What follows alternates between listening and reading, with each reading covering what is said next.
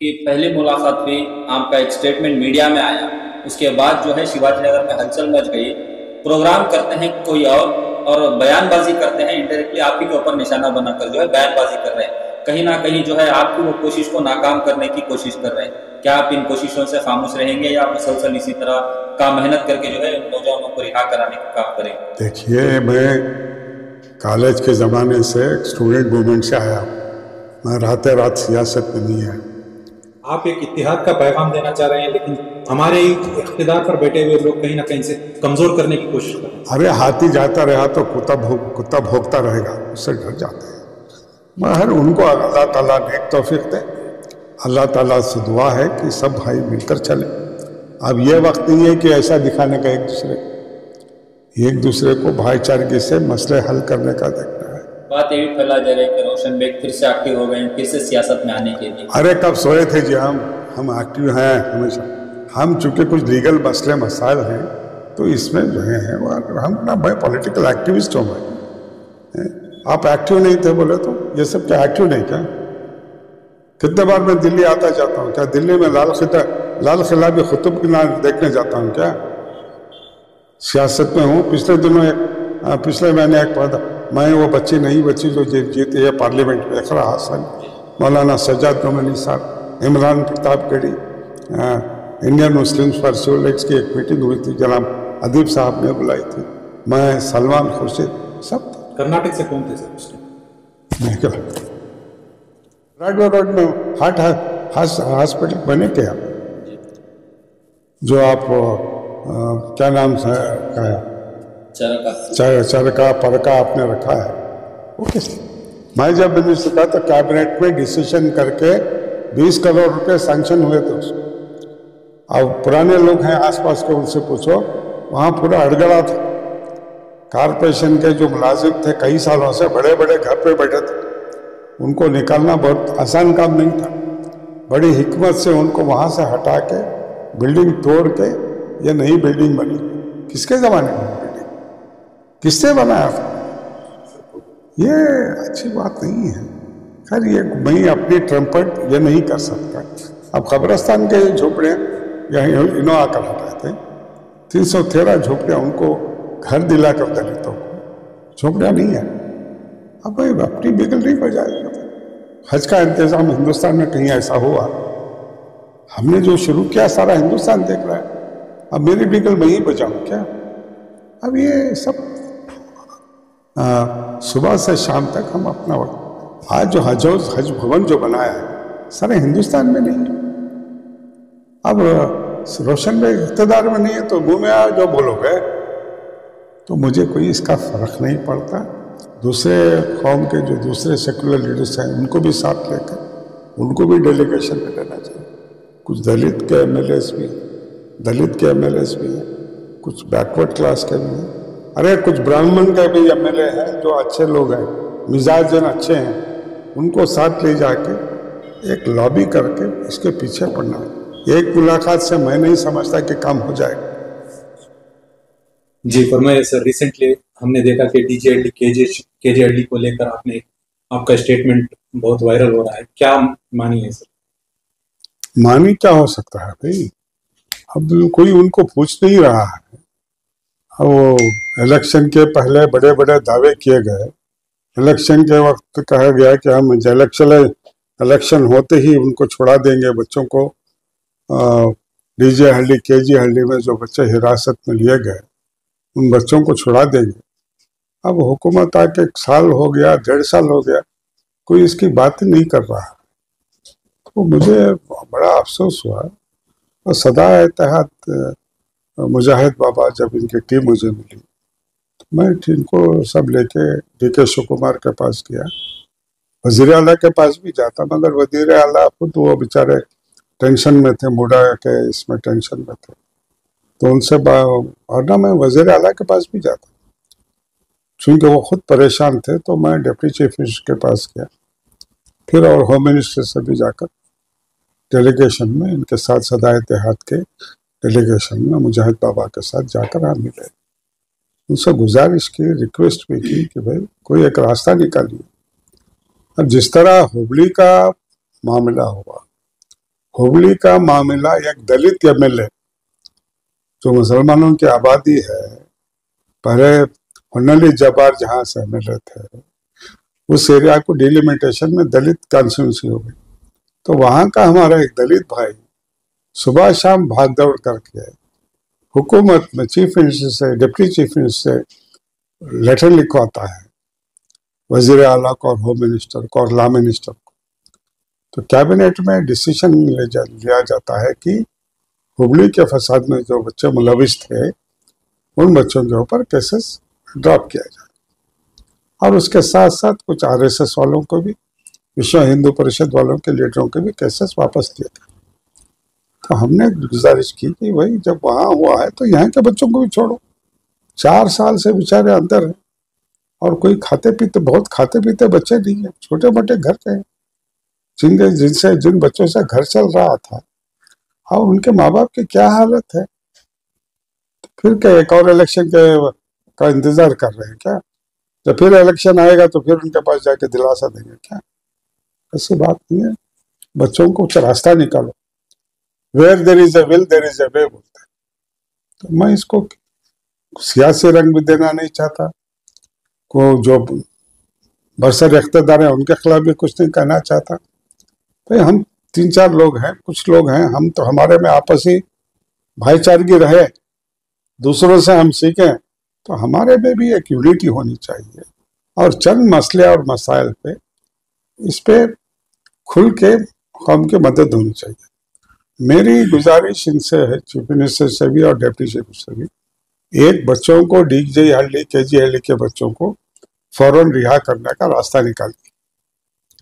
दूसरा, ये जो रिजर्वेशन की बात की थी आपने 4% की, आपकी हुकूमत मुसलमान नाराज हुआ इसी से, उस वक्त की सरकार से। आपसे खुश हुआ कि आपने बात की कि हमको वोट दीजिए, इलेक्शन के बाद हम 4% रिजर्वेशन, हमको कुछ नहीं दिए तो नौकरी दो बाबा, नौकरी में क्या रिजर्वेशन मिल गई। अब 1.5 साल हो गए, आप रिजर्वेशन की बात ही भूल गए।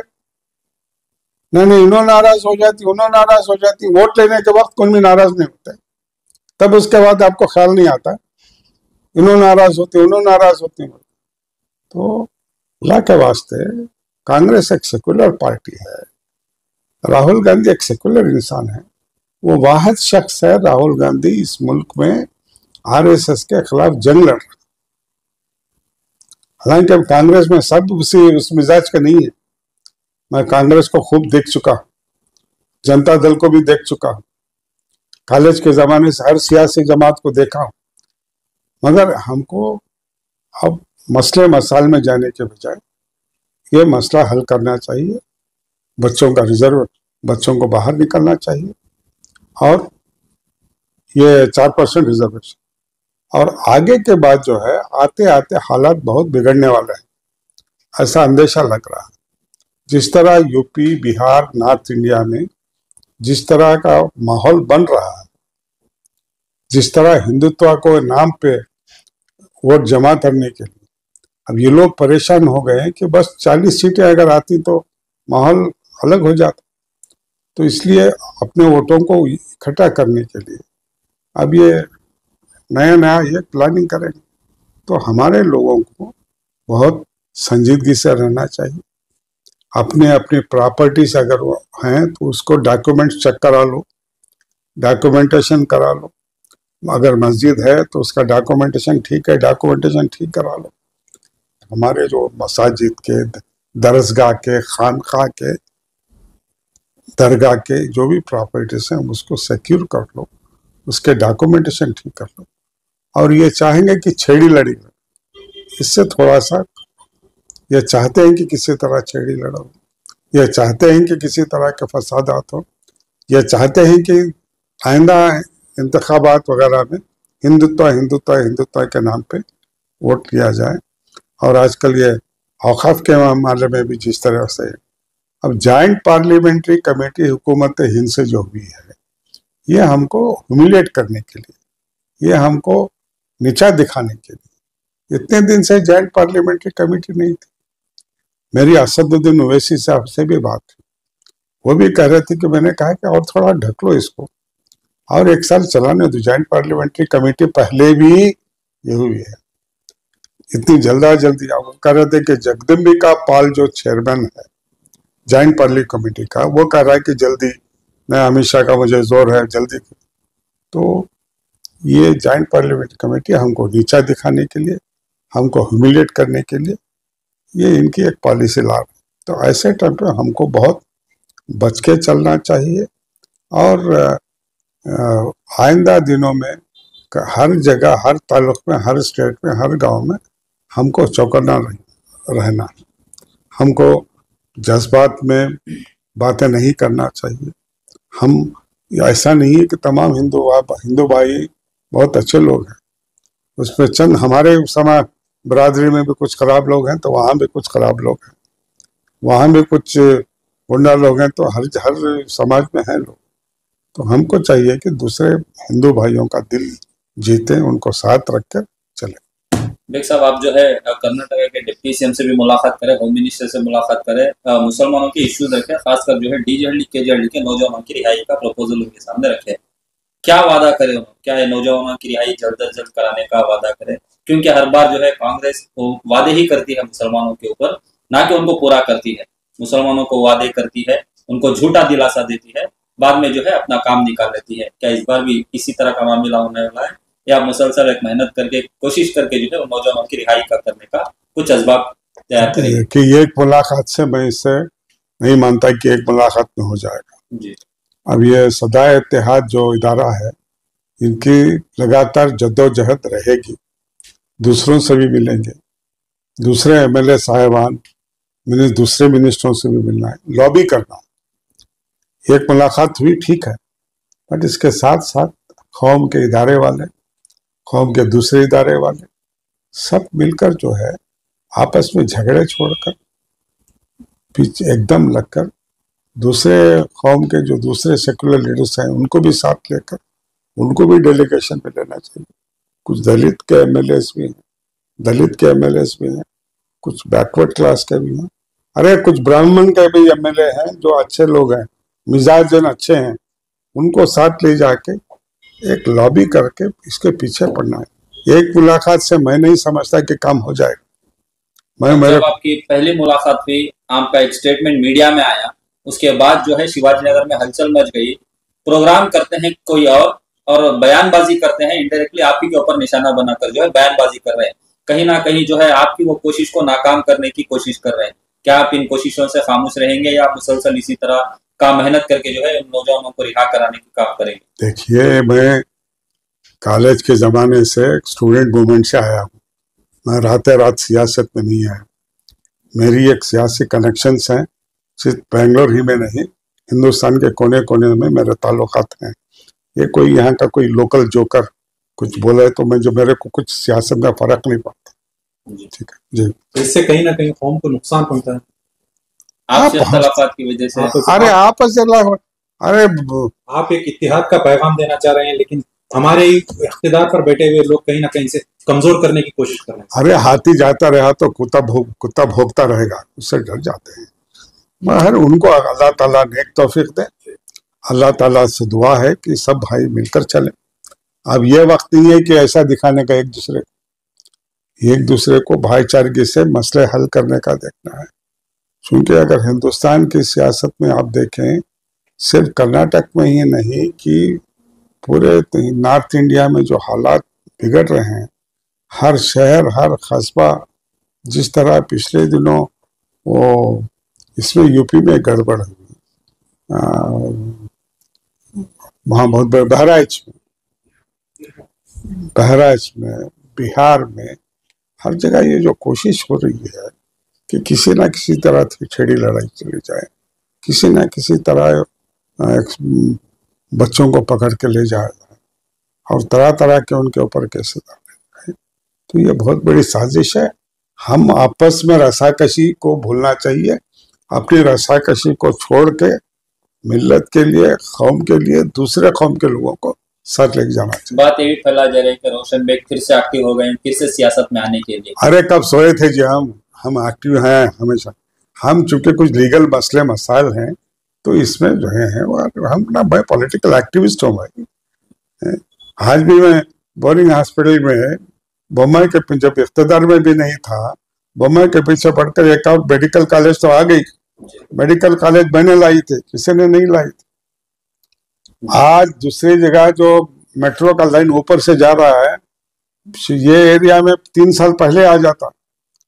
मेरी जद्दोजहद से मेट्रो शिवाजी नगर में अंडर गया, यहाँ से लेकर टर्निंग रोड तक जो मेट्रो नीचे जा रहा है वो मेरी कोशिश है।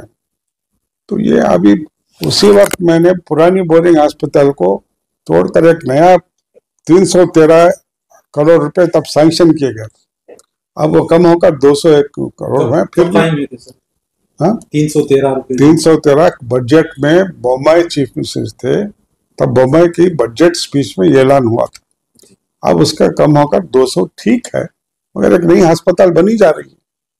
गरीब आदमी कहाँ जाएगा? अभी आजकल प्राइवेट हॉस्पिटल में लूट रहे हैं। तो हमारी ये कोशिश जारी रही है। अभी मैं चाहता हूं कि बोरिंग हॉस्पिटल में पूरा एक फ्लोर दांतों का हो, 40 सीटें हो, इधर 20 इधर 20, स्टेट ऑफ द आर्ट, एकदम मॉडर्न। दांतों का इलाज के लिए लूट रहे हैं प्राइवेट मेडिसिन में, ये दांत लगाओ, डेंटल लगाओ, वो कराओ, ये कराओ। हजारों के पास कहाँ, गरीब कहाँ देगा? वो वही कहीं वो लौंग लगा के ये लगा के अपना दर्द संभाल के सोएगा। तो एक पूरा एक फ्लोर दांत का, पूरा एक फ्लोर आंख का, और एक और वहां कोशिश हो रही है कि बच्चा अगर जच्चा हो तो उसका बच्चा नॉर्मल बच्चा होना चाहिए। तो ये आजकल मॉडर्न वो फैसिलिटीज एम्स में है, वो फैसिलिटीज यहाँ नहीं है। तो ऐसा ऐसा फैसिलिटीज लाने के लिए चाहता हूँ। एक और मेरी कोशिश है, वहाँ हल्का मेरा ब्रॉडवे रोड में हार्ट हॉस्पिटल बने क्या, जो आप क्या नाम से का है, चरका परका आपने रखा है। ओके, मैं जब मिनिस्टर था तो कैबिनेट में डिसीजन करके 20 करोड़ रुपए सैंक्शन हुए थे उस। अब पुराने लोग हैं आसपास के, उनसे पूछो, वहां पूरा अड़गड़ा था। कारपोरेशन के जो मुलाजिम थे कई सालों से बड़े बड़े घर पे बैठे थे, उनको निकालना बहुत आसान काम नहीं था। बड़ी हिकमत से उनको वहां से हटा के बिल्डिंग तोड़ के ये नई बिल्डिंग बनी हुई। किसके जमाने में बिल्डिंग, किसने बनाया था बिल्डिंग? ये अच्छी बात नहीं है। खैर ये मैं अपनी ट्रम्पट ये नहीं कर सकता। अब कब्रिस्तान के झोपड़े यहाँ इन्हों आकर हटाए थे, 313 झोपड़ियां, उनको घर दिलाकर दलितों को झोपड़ियां नहीं है। अब भाई अपनी बिगल नहीं बजाएगा। हज का इंतजाम हिंदुस्तान में कहीं ऐसा हुआ? हमने जो शुरू किया सारा हिंदुस्तान देख रहा है, अब मेरी बिगल मैं ही बजाऊं क्या? अब ये सब सुबह से शाम तक हम अपना वक्त, आज जो हज भवन जो बनाया है सारे हिंदुस्तान में नहीं है। ये तो आजकल मॉडर्न वो फैसिलिटीज एम्स में है, वो फैसिलिटीज यहाँ नहीं है। तो ऐसा ऐसा फैसिलिटीज लाने के लिए चाहता हूँ। एक और मेरी कोशिश है, वहाँ हल्का मेरा ब्रॉडवे रोड में हार्ट हॉस्पिटल बने क्या, जो आप क्या नाम से का है, चरका परका आपने रखा है। ओके, मैं जब मिनिस्टर था तो कैबिनेट में डिसीजन करके 20 करोड़ रुपए सैंक्शन हुए थे उस। अब पुराने लोग हैं आसपास के, उनसे पूछो, वहां पूरा अड़गड़ा था। कारपोरेशन के जो मुलाजिम थे कई सालों से बड़े बड़े घर पे बैठे थे, उनको निकालना बहुत आसान काम नहीं था। बड़ी हिकमत से उनको वहां से हटा के बिल्डिंग तोड़ के ये नई बिल्डिंग बनी हुई। किसके जमाने में बिल्डिंग, किसने बनाया था बिल्डिंग? ये अच्छी बात नहीं है। खैर ये मैं अपनी ट्रम्पट ये नहीं कर सकता। अब कब्रिस्तान के झोपड़े यहाँ इन्हों आकर हटाए थे, 313 झोपड़ियां, उनको घर दिलाकर दलितों को झोपड़ियां नहीं है। अब भाई अपनी बिगल नहीं बजाएगा। हज का इंतजाम हिंदुस्तान में कहीं ऐसा हुआ? हमने जो शुरू किया सारा हिंदुस्तान देख रहा है, अब मेरी बिगल मैं ही बजाऊं क्या? अब ये सब सुबह से शाम तक हम अपना वक्त, आज जो हज भवन जो बनाया है सारे हिंदुस्तान में नहीं है। अब रोशन भाई इख्तिदार में नहीं है तो मुंह में आ जो बोलोगे, तो मुझे कोई इसका फर्क नहीं पड़ता। मैं अभी शिवाजी नगर तो मेरे, चाहे ये मिर्जा इस्माइल साहब का की देन थी कि बेंगलोर में उन्होंने, एक विजनरी थे, उन्होंने एक मेंटल हॉस्पिटल बनाई, एक आइसोलेशन हॉस्पिटल बनाई। आज जो मेंटल हॉस्पिटल देख रहे हैं वो मिर्जा इस्माइल की देन। तो अभी मैं सरकार के ऊपर लगा हूँ, गवर्नमेंट ऑफ इंडिया से भी कर रहा हूँ बेंगलोर के बाहर एक 25 एकड़ जगह में मॉडर्न मेंटल हॉस्पिटल बनाई जाए। और उसके लिए क्योंकि हिंदुस्तान में 7% जो पॉपुलेशन है वो कई अमराज जो है, दिमागी अमराज में मुब्तला है, various stages of mental illness कहते हैं। तो उसके लिए नए वार्ड बॉयज होना चाहिए, नए नर्सेस होना चाहिए, साइकेट्रिस्ट होना चाहिए। न्यूरोसाइंस डॉक्टर्स की कमी है, साइकेट्रिस्ट की कमी है। यहाँ काम शुरू होगा, 4-5 साल लगेंगे नहीं हॉस्पिटल बनने में, तो तब तक नए साइकेट्रिस्ट आएंगे, नए यूनिवर्सिटी। तो ये मेरा पैशन है। मैं कहीं आप एक्टिव नहीं थे बोले तो ये सब क्या एक्टिव नहीं क्या? कितने बार मैं दिल्ली आता जाता हूँ, क्या दिल्ली में लाल किला भी कुतुब मीनार देखने जाता हूँ क्या? सियासत में हूँ। पिछले महीने एक पढ़ा, मैं वो बच्ची जो जीती है पार्लियामेंट में, मौलाना Sajjad Nomani Sahab, Imran Pratapgarhi, Indian Muslims for civil rights की एक मीटिंग हुई थी, जनाब अदीब साहब ने बुलाई थी, मैं, सलमान खुर्शीद, सब थे। कर्नाटक से कौन थे सर उस टाइम? तो ये सब क्यों, मैं आपको दिखाऊंगा, फोटोज दिखाऊंगा। तो ये हम क्या तमाशा देखने गए थे क्या? तो ये हमारा लगातार अंजुमनों से, जमातों से, चाहे बोहरा जमात हो, चाहे खोजा जमात हो, चाहे शिया जमात हो, तमाम जमातों से एक राब्ता है। मैं बॉम्बे में बोहरा जमात के जो सबसे बड़े हुए हैं उनसे भी मिलने गया था। तो इन सब से एक राब्ता होना चाहिए। अपने कौम के मसले मसाइल को किस तरह स्मूथ ले जाएं। हमारे बच्चों को नौकरी दिलाना है भाई, हमारे बच्चों को आईएएस में नौकरी मिलना चाहिए, हमारे बच्चों को केएस में नौकरी मिलनी चाहिए, हमारे बच्चों को अस्पतालों में नौकरी मिलनी चाहिए, हमारे बच्चों को मेडिकल सीट होना चाहिए, हमारे बच्चों को इंजीनियरिंग सीट होना चाहिए। मैं तो हमारे मुसलमान भाइयों से कहूँगा, ज़्यादा से ज़्यादा नर्सिंग कॉलेजेस बनाओ। नर्सों की बहुत ज़रूरत है। एक नर्स बच्ची बन जाएगी तो फॉरेन में उसका बहुत डिमांड है, वो बच्चे की शादी भी हो जाएगी आराम से। अगर हमारी बच्ची एक नर्स हो जाए तो जब इकोनॉमिकली ये हो जाएगी तो रिश्ते आराम से आएंगे, बच्ची जो है उसका एक खानदान बच जाएगा। तो बच्चों को ज़्यादा से ज़्यादा और नर्सिंग कॉलेजेस बनाओ, एजुकेशन में फैलो।